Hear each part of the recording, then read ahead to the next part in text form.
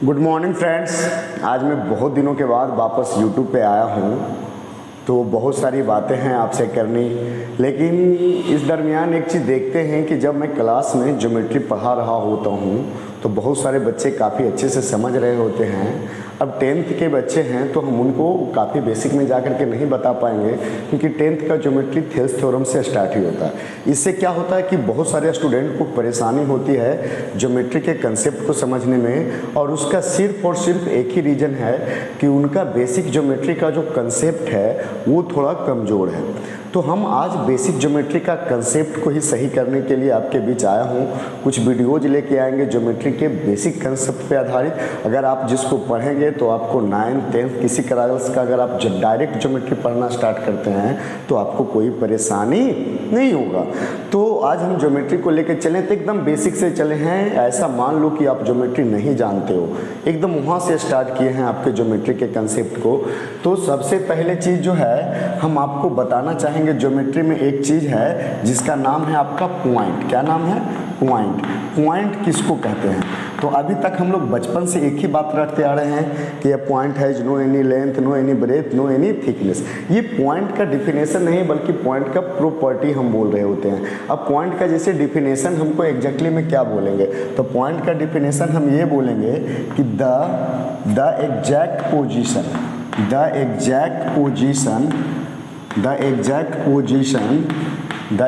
Position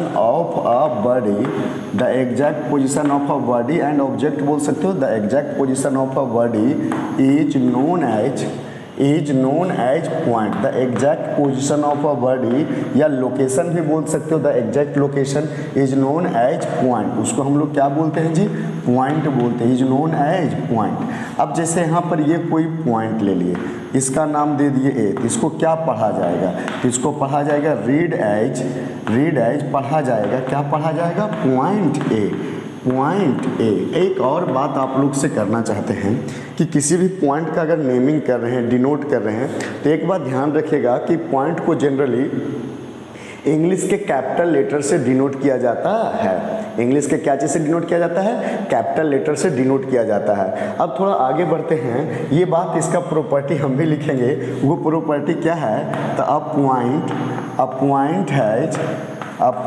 has no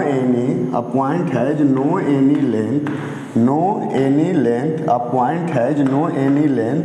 एक point ना ही कोई लेंथ रखता है, no any length breadth and thickness. यानी एक पॉइंट में ना ही कोई लेंथ होता है, ना ही कोई ब्रेथ होता है, और ना ही कोई मोटाई होता है। It is only a mark. ये सिर्फ एक निशान होता है।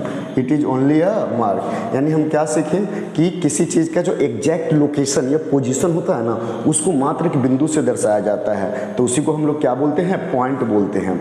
फिर पॉइंट में ना ही कोई लेंथ, ना ही कोई ब्रेथ, ना ही कोई थिकनेस होता है, वो सिर्फ एक निशान होता है। उसके बाद उसको पढ़ा क्या जाता है?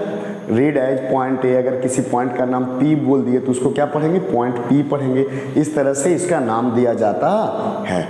अब आगे हम बात ये करेंगे, एक सवाल उठता है कि how many lines can be draw through one given point. यानी कि एक पॉइंट अगर दिया हुआ है तो उससे आप कितना लाइन खींच सकते हो। इस तरह से एक सवाल उठता है, क्वेश्चन आता है। क्या क्वेश्चन आता है कि हाउ मेनी लाइन्स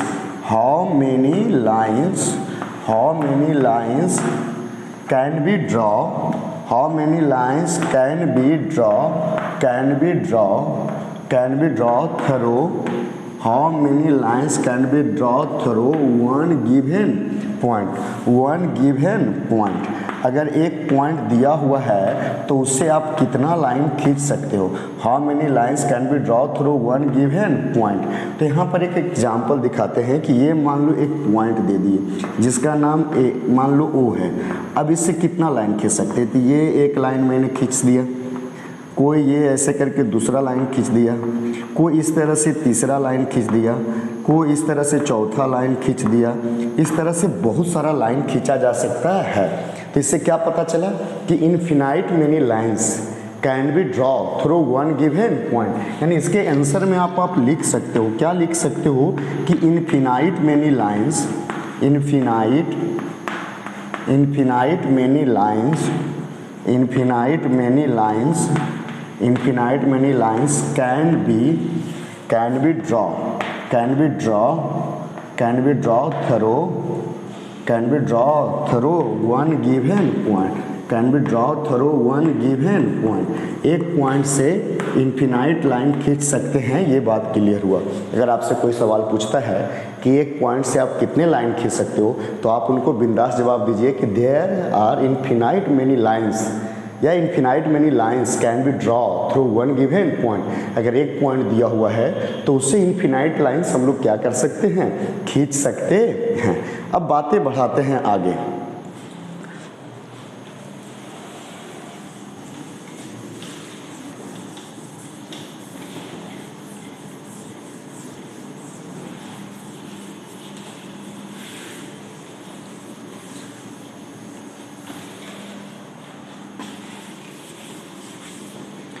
अब एक क्वेश्चन और उठता है, ये तो पूछ दिया कि how many lines can be draw through one given point. ये भी तो पूछ सकता है कि how many lines can be draw through two given points. अगर दो पॉइंट आपको दिया हुआ है तो उन दोनों पॉइंट से हो करके आप कितने लाइन खींच सकते हो।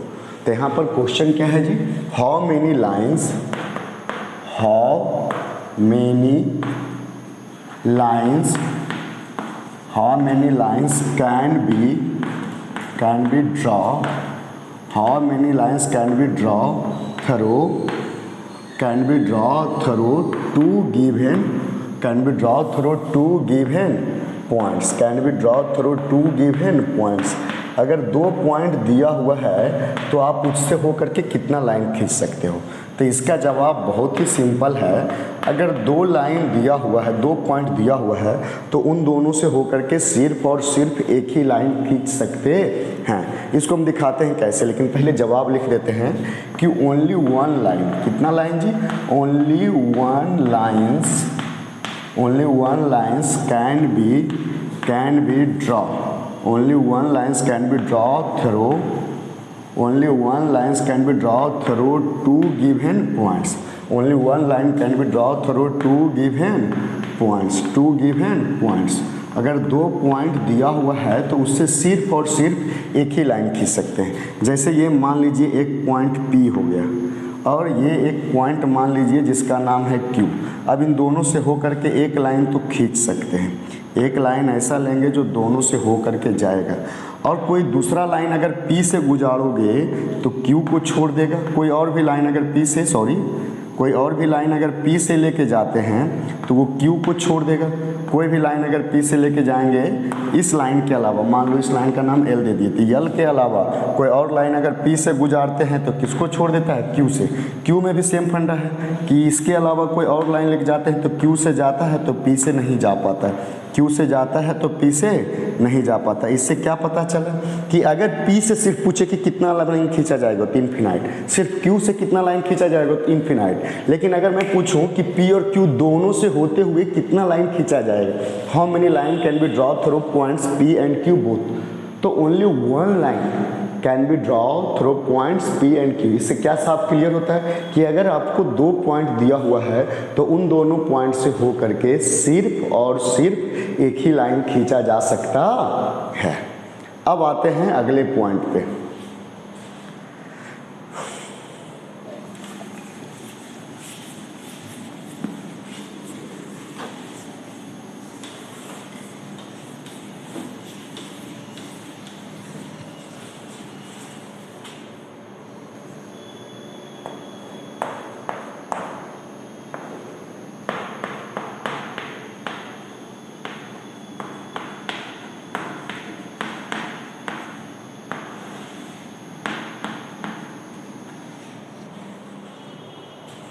जैसा कि देखिए बोर्ड पे मैंने क्या लिखा है, कोलिनियर पॉइंट्स।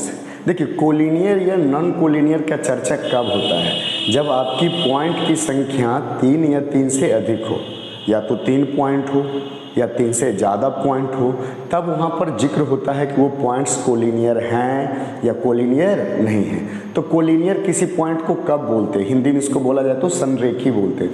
तो कोलिनियर कब बोलते हैं? जब 3 या 3 से ज़्यादा पॉइंट, सभी पॉइंट एक ही स्ट्रेट लाइन में हो, तो वैसे पॉइंट्स को क्या बोला जाता है? Collinear points. तो यहाँ पर हम बोलेंगे कि व्हेन 3 और मोर पॉइंट्स, व्हेन 3 और मोर, या मोर देन 2 भी बोल सकते हैं, या 3 या मोर, 3 या 3 से ज़्यादा, व्हेन 3 और more points, when 3 or more points all are in a straight line, all are in a straight line, when 3 or more point all are in a straight line, all are in a straight line are known as, उसको हम लोग कहते हैं या जानते हैं क्या चीज़ से? are known as collinear points. हम लोग उसको क्या कहते हैं जी? कोलिनियर पॉइंट्स बोलते हैं, are known as collinear points बोलते हैं, कोलिनियर पॉइंट्स बोलते हैं। अब जैसे देखिए, एक पॉइंट ए ले लिए, यहाँ पर एक पॉइंट बी ले लिए, और इसी सामने कहीं पर पॉइंट क्या ले लिए? सी।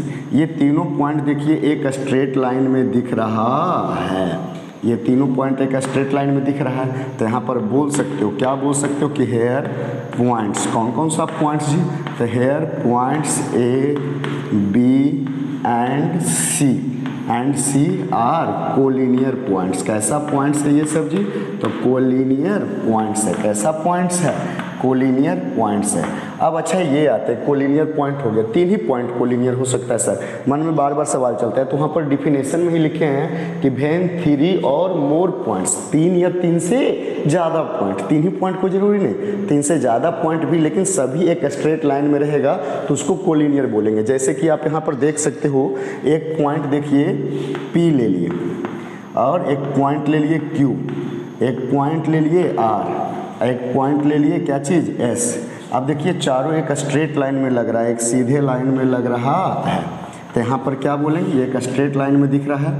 तो ये सारे पॉइंट्स जो हैं कैसे पॉइंट्स हो गए? कोलिनियर। यानी यहाँ पर बताएंगे कि here points P, Q, R and S are collinear points. कैसा पॉइंट हो गया जी?